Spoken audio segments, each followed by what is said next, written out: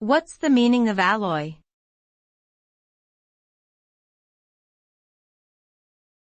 Alloy.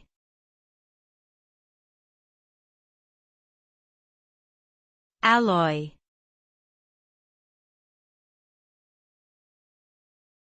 Alloy.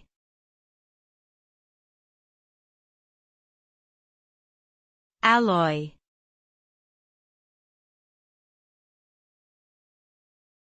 Alloy.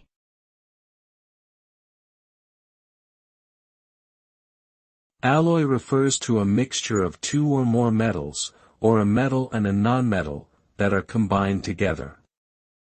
The resulting material often exhibits properties that are different from those of its constituent elements.